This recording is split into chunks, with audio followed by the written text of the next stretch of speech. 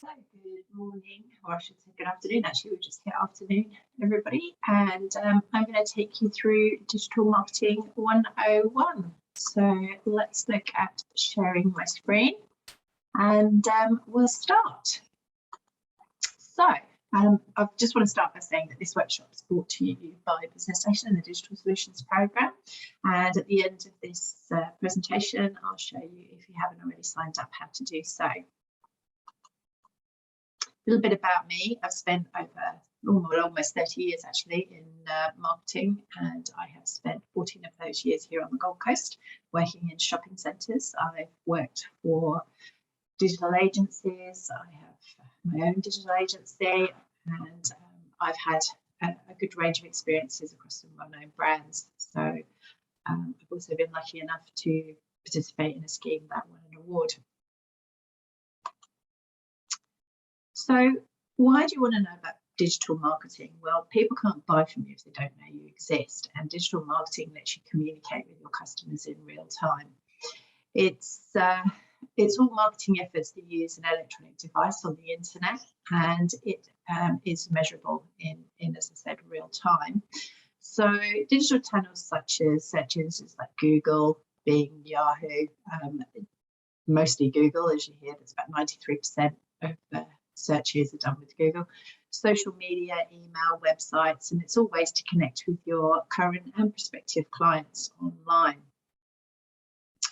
It's great when your target audience sees your latest post, but it's even better when they can comment on it or share on it, and that's what you can measure, of course, when you're doing something like this. So, of course, compared to print advertising, when you can't tell if somebody has commented on something. So I'm going to have a look through as to the benefits of digital marketing. And the idea is that we're trying to target those that are most likely to buy. It's more cost effective than any other kind of marketing because, as I said, it's measurable.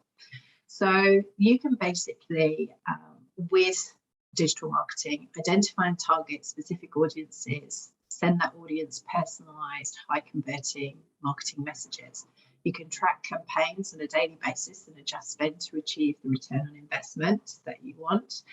Not the same for billboards, is it? Or press advertising. You know, it still costs the same whether or not you convert. So you can't tell if you're wasting money or not. So I encourage you not to waste money.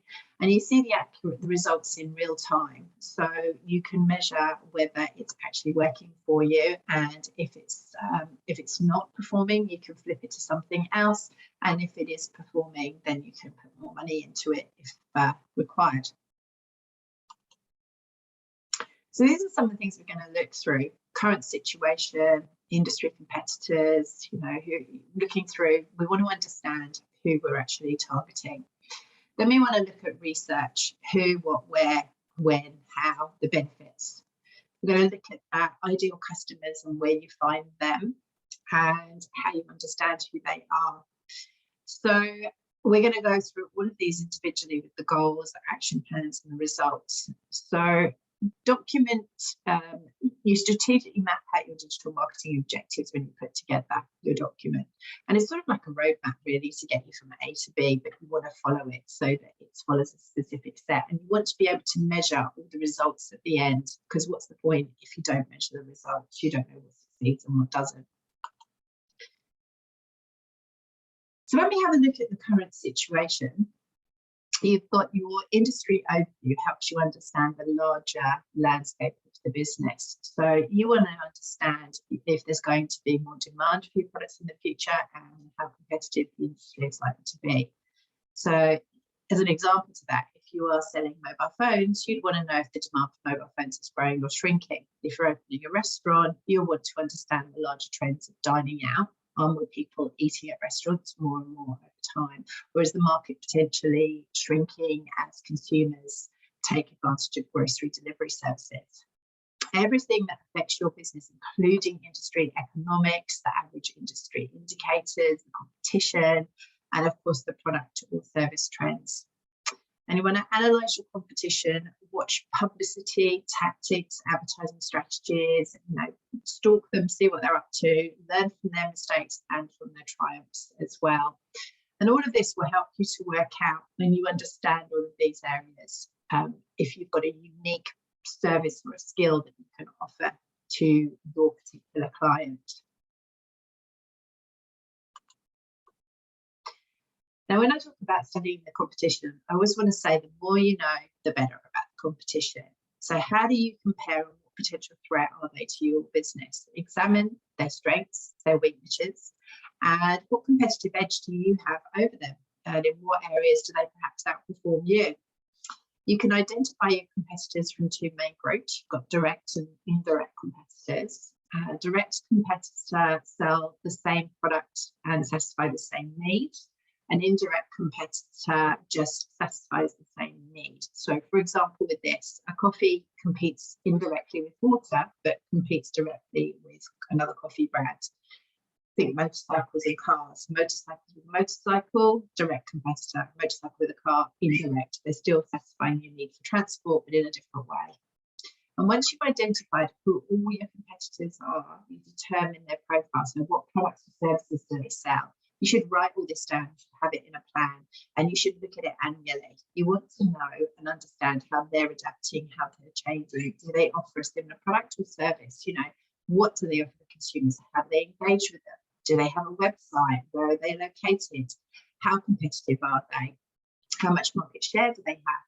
What type of media channels do they use to market their products or services? And what are their strengths and weaknesses?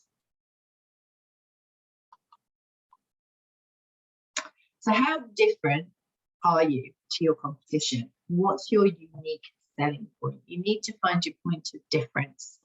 You can look at what others comment on.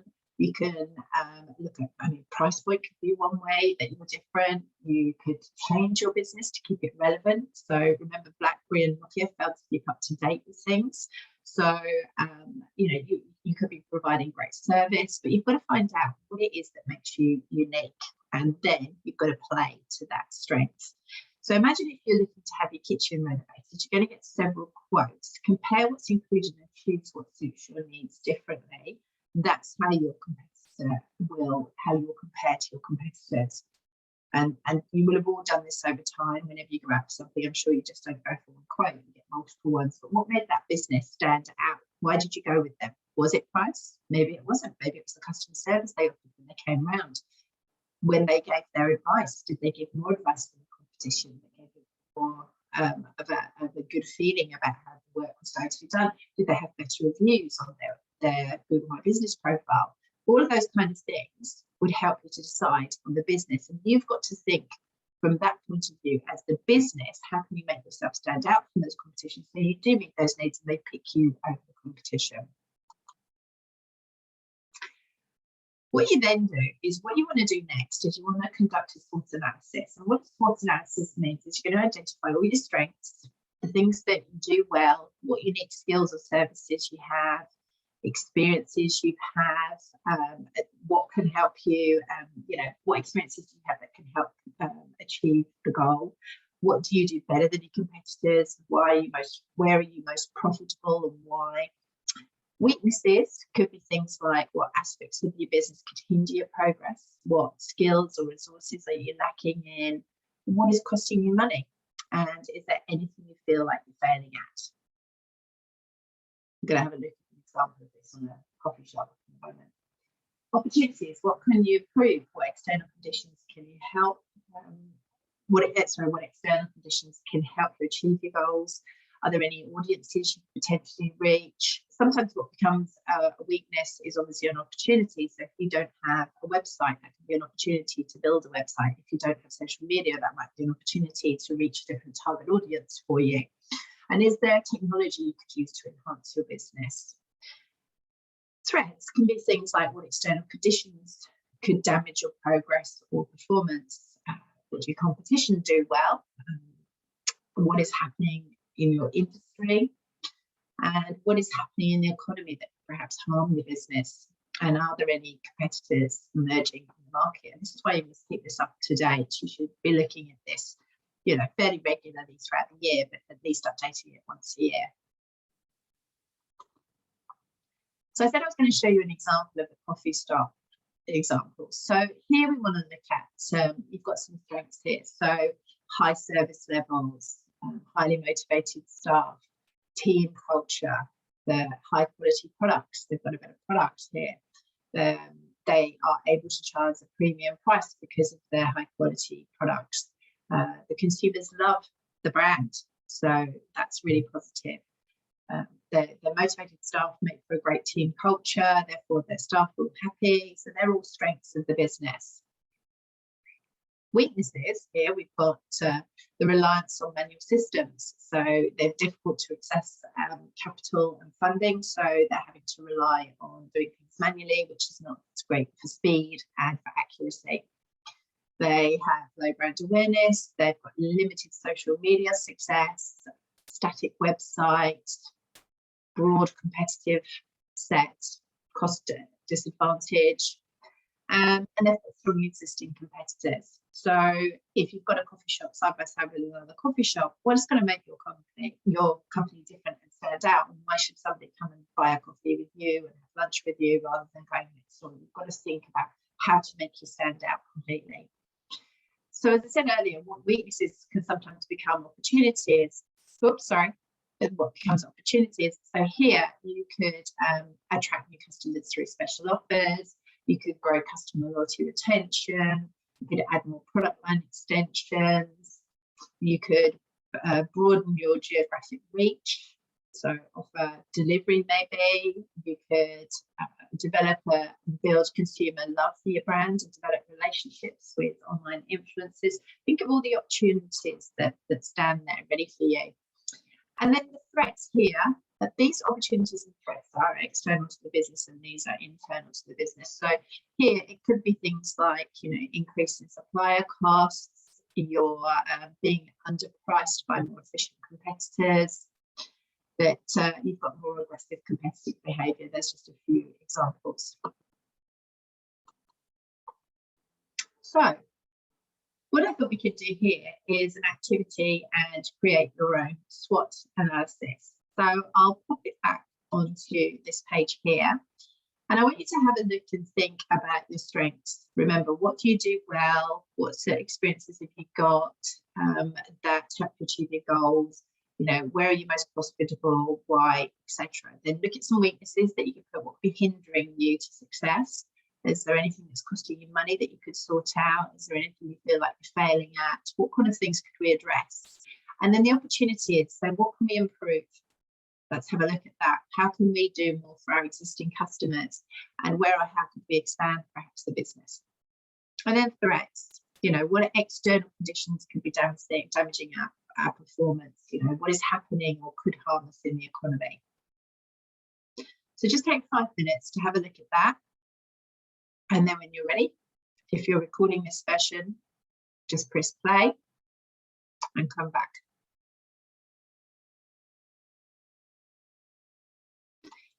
So I'm going to move us on now after the activity, and we're going to have a look at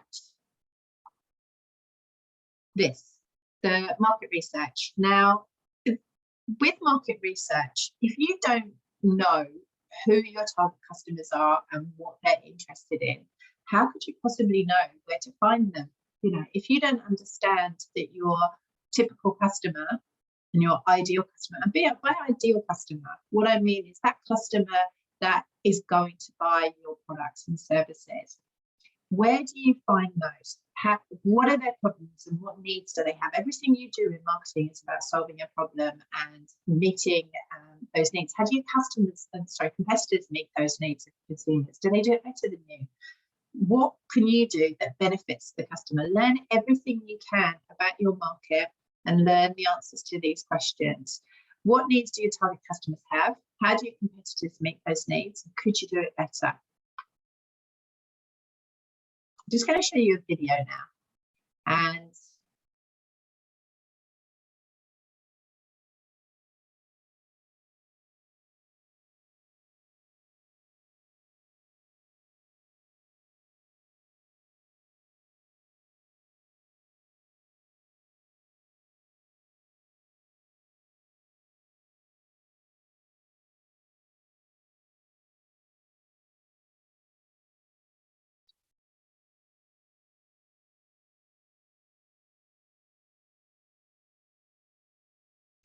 Now, that is a classic example that back in 1985, Coke decided to test out a new formula. The result was complete failure, but most people didn't actually hate the flavour. In fact, focus groups gave the new Coke very high marks, but with many claiming it tasted better than the original flavour. However, they learned the hard way. It turns out that people don't always like products for the reason that you think they do.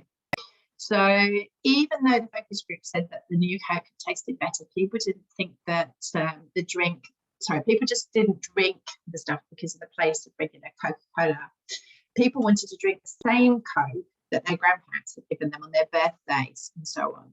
So actually, as a result of this, a large amount of people were furious, and they hired Coke even had a psychologist to listen in on a complaints call, and the company, they were receiving so many of these. I think it was around 1,500 per day. And he basically told the executives that some callers were so distraught, it's as if they were discussing the death of family members. So it was, the reason I'm telling you this is because if they'd have just done some market research, they would have realised that they didn't actually need to change the flavour of Coke. They should have, even though it tasted better, it wasn't what their customers actually wanted. And it's really important to find out what it is that your company wanted. As a result, Pepsi took advantage of this, put out these ads, took across some customers, and some of those customers remained loyal to them and never went back.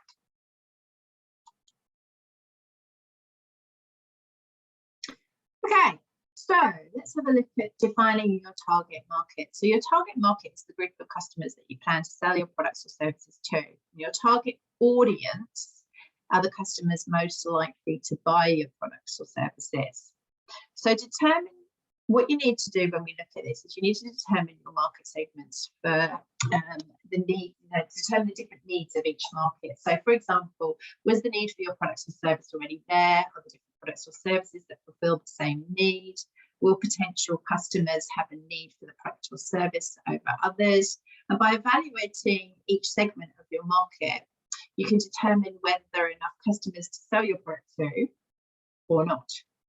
It also ensures you do not waste your resources on market segments that won't buy your product. And then what you do is you create a buyer persona. We're going to have a look at this, but you can segment your ideal customers into groups showing the same characteristics such as gender, location, income, family size, etc. Clearly define who your customer target is and where you will find them and how you will reach them. And most importantly, how you will sell your product or service to them. Because each different type of customer is going to require a different selling technique. And by developing a buyer persona, it will help you to define each type and target them more effectively. Once you identify your target customers, you should create a full demographic profile for them. And that's what we call a buyer persona, an avatar, customer profile. Whether they are a consumer or a business will determine if your solution or the solution of the product is business to business or business to consumer. So for example, an online sportswear software store might have 3 buyer personas. So they might have Anna, a mother in her mid to late 30s, who's shopping for her children's sport gear. Their other buyer persona could be a Christopher, who's an energetic rugby player in his mid-20s who loves all kinds of sport. And perhaps we've got Katie, who is a fashion conscious gym goer in her early 20s, shopping for stylish activewear. But how you talk between Anna, Christopher and Katie will be very different, because what Katie wants is going to be very different to what Anna wants and to what Christopher wants. So you create these 3 buyer personas, and I've given you some examples over this of how we do that. So this is an example of one. This is Nicole. And this is what you would do. If we were talking about Nicole, I would always put a picture there. So if we were talking as Nicole as being a family member, so we would want to know things like her personal information, her age, her gender, her location, her marital status, all of those kind of, how many children, what sort of ages roughly are they? Are they under 10, are they teens, etc. We want to know some information on the professional side too, what sort of industry does she work in, if she does work, and what are her skills, and what's a typical day of work look like for Nicole. Then we want to look at the values and beliefs. What do they believe in? What's important to them? What drives them to make purchases? Because when you're buying something to solve a problem for you, and you want to know what your values and beliefs are to solve your problem. So what is important? What do they need to satisfy that? What are their biggest pain points, their struggles, obstacles, rational, irrational fears, those kind of things. And then who's influencing them? And it could be online, it could be family members, it could be social media, it could be celebrities, magazines. There'll be all sorts of influences to them. And then what's their purchasing process? So what's their role in purchasing, their potential life cycle, how often do they purchase, and what stops them from purchasing? And you'll paint a whole picture like this. And then what you'll get is something that looks like this. There's multiple different ways we can do this, but this is just one I've put together. This is Tegan, and this is based on a health food store. So what we're looking at here is that Tegan's 35 years old. So we want to paint a picture. Think of what her history is like and what she looks like, and we'll see why as I go through it. So you want to understand that she's 35, she's married, she lives in Burley, she's got 2 children under 10, and she's a working mum with an income. And she leads a very healthy lifestyle. The background to her is that she's balancing her career with raising a family. She's an educated on-the-go woman who uses online resources. Now, by having done your market research, you should be able to answer this, because you should know who your ideal customer is, and you should be able to paint a picture of what the ideal life looks like with your ideal customer. One of the things I always suggest when you're doing this is because a lot of people will say to me, but I've got multiple customers. Well, yes, you can. And like I showed you with Anna and Christopher, you can have multiple customers, but you would just write a different buyer persona for them. And the reason you want to do this is because when you're talking to them, as I said, will be different. So how you talk to Christopher will be different to how you talk to Anna. So with Tegan. So what you're trying to do is you're trying to paint a picture, because you want to find out what her goals are. So it might be to keep her family active and healthy, ensure family have access to the best nutrition and advice. And what are her challenges? So she's a busy working life with a busy mum. So how does she actually get to appointments if she believes in the naturopath, or if she wants to find the latest information out about products? So the best ways that you can do this are, now what we're going to do, we've discovered her challenges, so how can we help her? And that's the bit we're trying to reach every time. How do we solve her problems for her?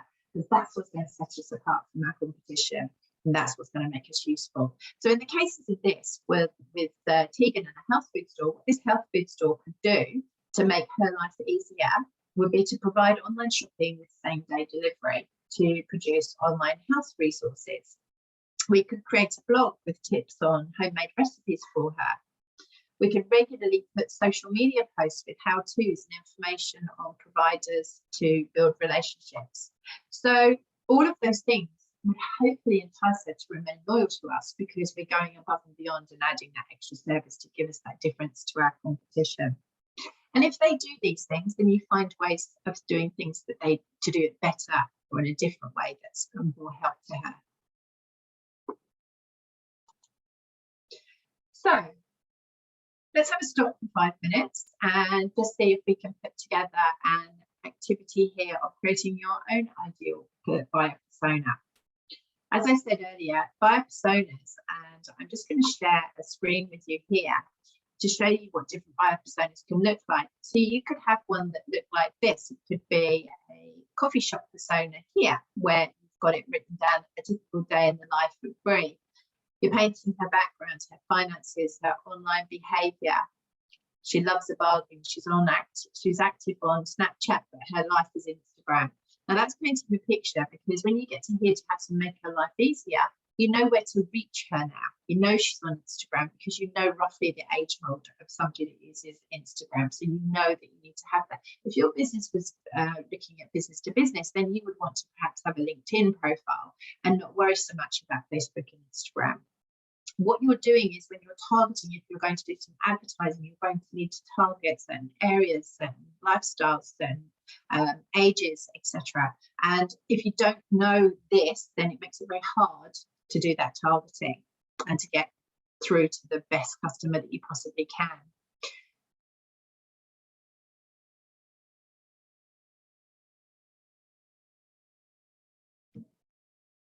If anybody has any questions, just feel free to pop them in the chat, or come through to me while you're having a look at this. But as you're writing them, you can see here that there's so many different ways you can do it. So I'd already shown you the tea gun. This is another one that I used to do at the Pines as a shopping centre, you know, that how I would write a customer profile for them, and I would paint a picture. It would be like a little mini story, and it would explain the newspaper at the time. We had the printed newspaper, the Sun community newspaper, what even radio stations they listen to. So that this, then when I'm doing something, how do I then reach that person? And you can see I've said that she's on Facebook 2 times a week. So ideally, I want to have a Facebook profile. She's going to read the newsletters because she loves to pick up what's going on at the Pines. She wants to come to the school holiday entertainment, you know that. So if I put that into a new newsletter, she's going to want to come down for that. So if you're a retail store, you know, what can you tell your customers in newsletters? And you may need to do that based on what you find in this information here. Okay, so let's move on to the next slide. So once you know what you want, start analysing your short-term business objectives and try and figure out what marketing activity, processes or prices will help you achieve your objectives. And most people will have heard the 4 Ps of marketing. So we're going to sort of figure out here what marketing activity, processes or pricing will help you to achieve your objectives, your key objectives. So when you're looking here, product, describe, you want to write this down in these 4 key areas, and you want to look at your products. You want to describe your product or services that you're going to be marketing, and how would they appeal to your target market? What challenges does your target market have that your products can solve? Think of everything around that product or service and how it's going to stand out from the competition, and put that down in writing. Your price. Will they think the price is acceptable? Explain the pricing structure for your products or services. How does this compare to your competitors and appeal to your target market? And when you offer discounts and promotions, think of all these things. Get them all in a thought process, a planned out journey. Remember, this is a journey, this is a map. We're working to go from A to B, and how we get there and how we can measure what we're doing. When things go with pricing, in fact, there's a known rule, an 80-20 principle. And what they say is that 20% of products equal 80% of your sales. So do you know what that 20% of products or services are that will make up 80% of your sales? They also say this works in your wardrobe as well. And if you have a look, it'd be interesting to see. But they say that you wear 20% of your clothing 80% of the time. So it's the same rule, and apparently applies to everywhere. Place. Where would you promote the products and services? Online, in store? I'd suggest both. If you have a store version, you should definitely have an online version too. And explain how and where you will reach your target customers. So what are you going to use? Have you got the website? Do you sell online? So as I said, even if you have a bricks and mortar store, I really encourage you to have an online store, because as we've learned from COVID, if things come up and bite us, then we need to be able to have an alternative way to reach our customers. And by doing an online store, you can still operate behind closed doors and reach your customers, which is why it's also important to keep a record of your customers and build a database of them. Because for 2 reasons. One, you can tell them if you have to shut for an unknown reason, or something that you didn't expect to happen, that you can tell them that you're now still trading and you're trading behind the scenes, and you can explain to them your new strategies, you can send them promotions, and you can, with the promotional one, you want to be kind of working out what strategies and marketing channels you're going to use and why. So whether it's Facebook, Instagram, LinkedIn, Pinterest, Google My Business profile, which I would always encourage anybody in business to grab their Google My Business profile. Add tips to acquire and retain customers. You want to be looking at things like promotions and incentives, but don't do it too often, because people that are constantly on sale, the customers wait for it. They know you're going to go on sale, so you actually end up pricing yourself out. But for new business, you could perhaps generate leads by running a competition. Always look at anything you do and try and think, what am I trying to achieve with this? Ask yourself the question, what and why? What am I doing this for, and why? What do I want to get out of it? Loyalty programs work really well for retaining customers, but you've got to make it something of value to them while at the same time not giving away too much. So how can you work with that to remain, keep your customers loyal? Once you're clear about your business and its positioning, you can start to think about what you want to achieve. So key goals: specific, measurable, attainable, relevant, and time bound. You want to increase perhaps your website traffic, might be one of them. So what are your goals that you want to do? So, but make sure when you're doing it that you're putting in, and I'm going to show you this in a minute, that when it's specific, what is it? Be specific. How do you measure it? So put a date in, or a month, or by the end of the year, but put something specific in so that you know that you can measure it, and that it's attainable and it's relevant, and then, as I said, the time bound bit. So, you know, you might want to boost brand engagement. You might want to generate qualified leads. You want to convert users. You might want to improve your customer lifetime value or make smarter business decisions with marketing data. And you want to make sure that you measure everything, because you won't know if you've achieved any of this.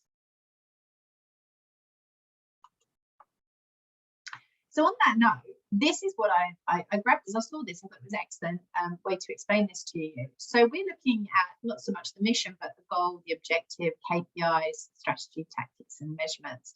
So with everything you do, you should have set this up for the year. So sort of about February, March time, before you go into the next financial year, you want to sit down with your marketing strategy that you've put together, and you want to review it and see what your planned goals are for the year. So what do you hope to accomplish this year? Example could be, like in this case, they want to increase donations. So that could be, say, we're taking the Salvation Army, you know, this could be their plan. Their goal is to increase the amount of donations they receive. Their objective is using the SMART goal is like increase donations by 20% by the end of the year or in 1 year. So that would be their SMART goal objective. KPI, how much? So the key indicators for measuring the success, so examples, the dollar in donations compared to last year. How do you measure it? So if you're going to say you want to achieve this amount of sales, or you want to achieve this amount of entries in a competition, how can you measure whether you performed? You need to put a key performance indicator in that will be able to give you something to compare to, whether it be last year, last week, last month, whatever it is, just something to compare to see if you performed. An example of this would have been in shopping centres when I used to run competitions on social media. I might run one during school holidays to see if school holiday entertainment was popular. I might give away some free gifts, etc. But I would always compare the results of that campaign when I ran it to what it was like the previous time. You know, how many people did I reach? Did I get more comments on the posts? Did more people engage with it? Because you want to see if you're increasing how you're performing. Then your strategy, how are you going to achieve your objectives? So the example of this would be to improve the customer experience. And it can be as simple as that. If you were writing content on your website, you know, how are you going to achieve it? You could write more relevant blog information on your website and give them more tips and hints. And then the tactic, the concrete, the implementation, the action plan.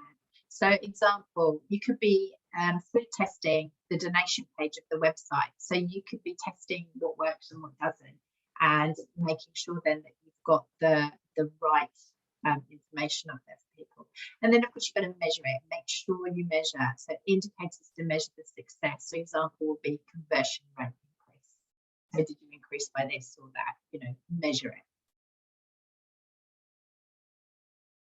Has anybody got any questions to this point? Got a very quiet audience here. So, moving on. Activity.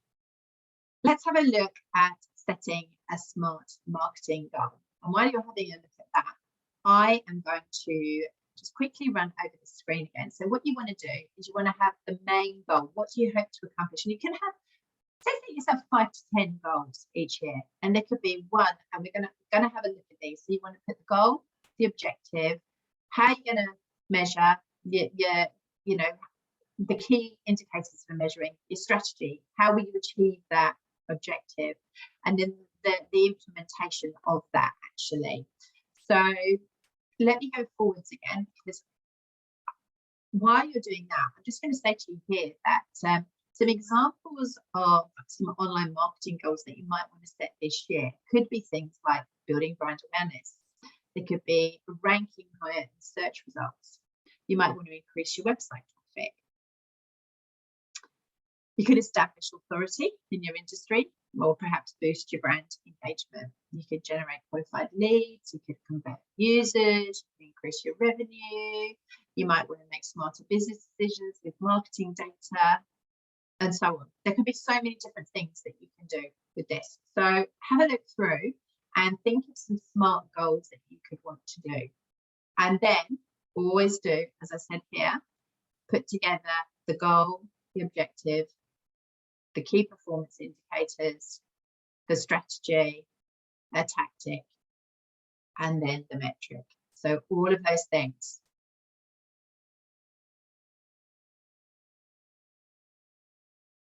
Okay, for those of you that are recorded this, if you just press pause and continue, and then we'll carry on and you can just hit play when you want to start again.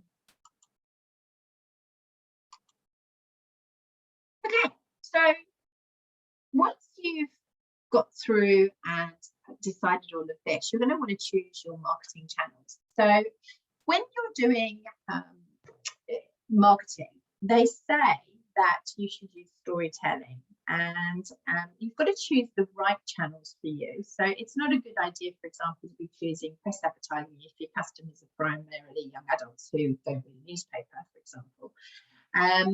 Or if they're not listening to that radio station because it's aimed at a different demographic, that's pointless. You need to understand, and actually that's a good point with radio, TV, etc. If you do get to the point where you want to start running radio commercials or TV commercials, always drill down into the facts, because in my experience, every radio station and every TV station will tell you they're the number one in their area, but it depends on the number one in what. So you might want to check, this is my specific product and this is the age group I'm targeting, who is the main station that has those listeners or viewers in the case of TV. And the same applies to all of these others up here that you can see: Facebook, LinkedIn, Twitter, Pinterest. These will depend on your business and who you're trying to reach. So you need to understand that key customer, otherwise you're just going to be stabbing in the dark. With the should I be on here or should I be on here? And a classic example of this, I once had a customer that had a swimwear range that was targeting a younger demographic, and she had a Facebook page. Now, ideally, she wants Instagram, not Facebook. Ideally, both, but probably Instagram more than Facebook. So, and she didn't have an Instagram post.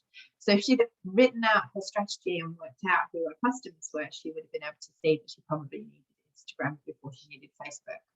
Same as if you've got a business and you're trying to attract other businesses, you really do want to be concentrating on your LinkedIn profile.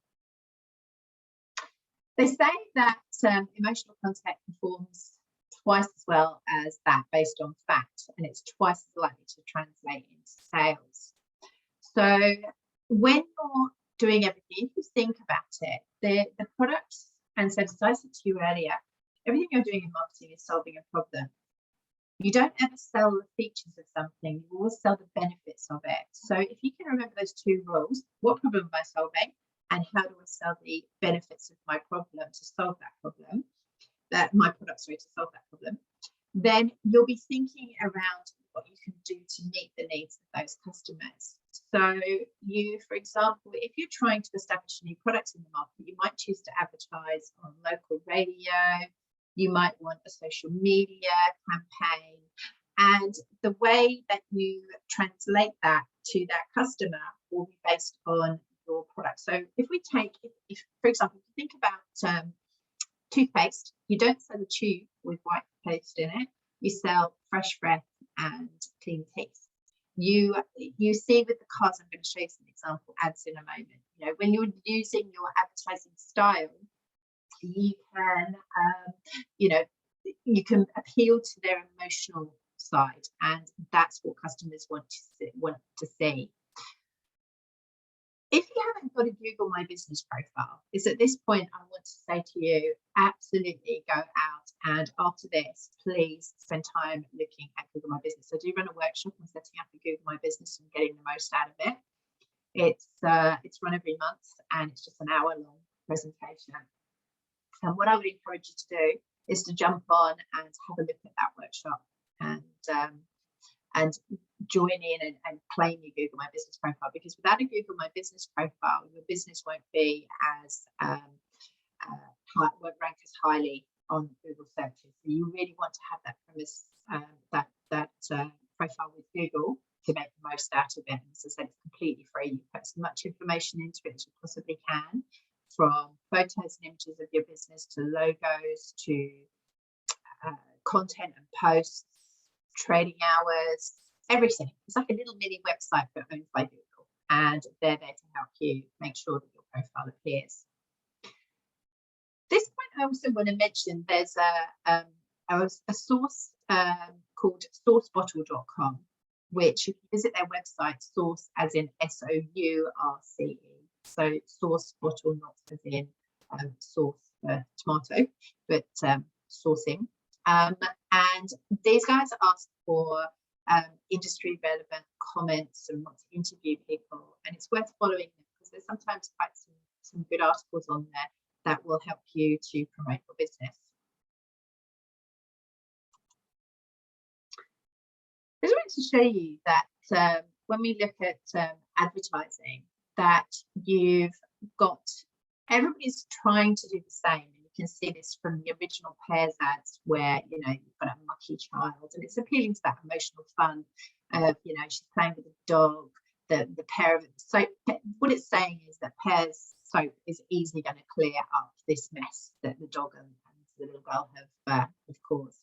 Then you've got Lancome, the beauty here, and they're saying to you that if you use this product, that your skin is going to look just as great as hers, and that'd be amazing.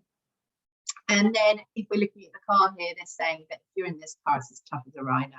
It's all appealing to your emotional senses, you know, the things that we all want, that you know, the strength for something to protect your family. That with this one, they're also saying suited to all skin types. So, you know, it doesn't matter what kind of whether you have an issue with your skin or not, this is going to be fine for you. It's great. So always have a look at, I always encourage people to have a really good look at what other people are doing with that advertising, and get into the habit of doing some research and then seeing what works and what doesn't. And again, split test that. So if you're doing some digital ads, then maybe do a couple of different types. And when you read your analytics, you'll be able to see which performs better. And some do perform better than others. People are very visual. Don't put too much content into things. Keep it short and sweet. Get to the point. Include a link. Try and include GIFs if you're doing Google Ads. You know, include a GIF, and a GIF is just a moving picture. So you could have like three, wouldn't do more than that, 3 of the same ads with a twist on it, so it looks, the artwork and the logo is set up in the same place, but maybe the message. So for example, if we were a pet store advertising a promotion, we could have the first slide might be the pet store with the logo, the second slide would be saying, you know, win a food for a year for your dog, and the third slide would say enter here to win, you know, and that's how you do it. The movement would help you, but it would be as simple as that. Everything else is on the website, and you just click to learn more.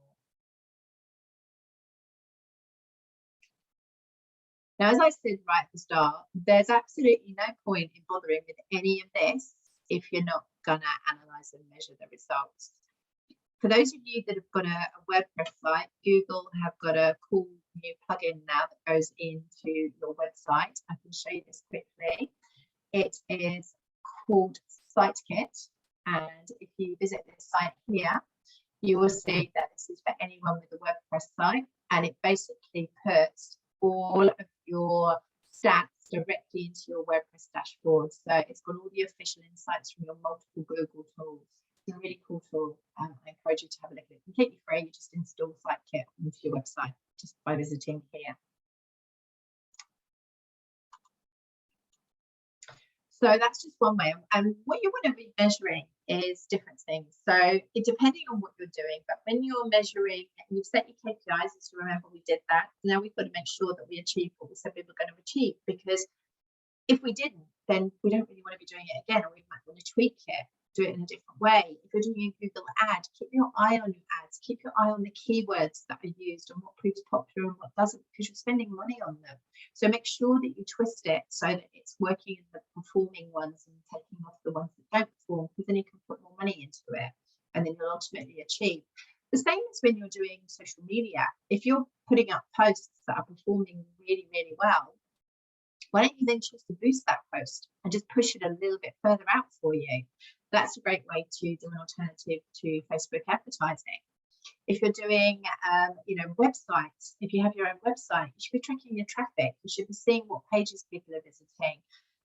You can measure the amount of impressions that are received, click-through rate on emails, when you go open rates, etc.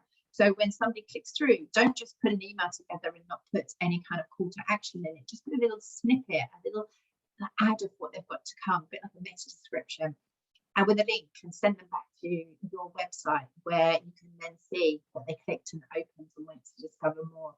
You can see how many visitors you get to a page. You can see, bounce rates and things like that. And by bouncing, that means that someone has visited a page on your website and has jumped straight back off again without going anywhere else. Now, that might mean that they got the information they wanted. So it's not always a question of being a bad thing. Maybe that the information on that particular page gave them just what they wanted. But if it doesn't, and you're finding that people aren't converting, then maybe you need to look at your results. And I definitely suggest you do that, because then you want to review it for the next 12 months. And that's the important thing that we're trying to get at here.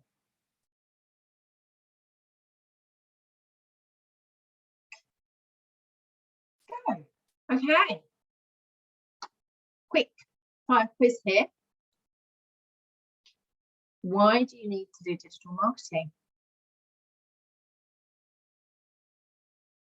Well, the simple answer is because no one will know you exist if you don't tell them.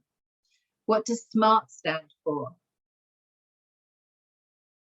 Specific, measurable, achievable, relative, and time-bound.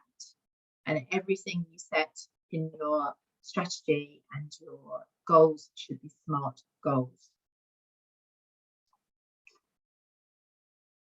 What are some of the ways of measuring results? Just name one of them. What could it be? I said some of them just a moment ago. Yeah, we've got visitors, engagement, shares, open rates on emails, click-through rates. There's so many ways that you can measure something.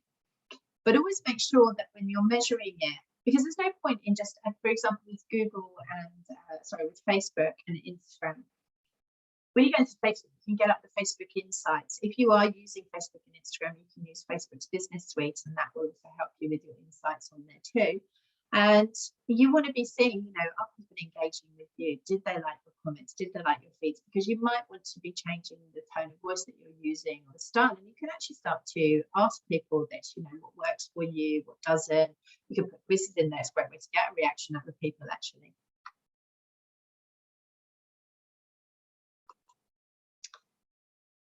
Has anybody got any questions?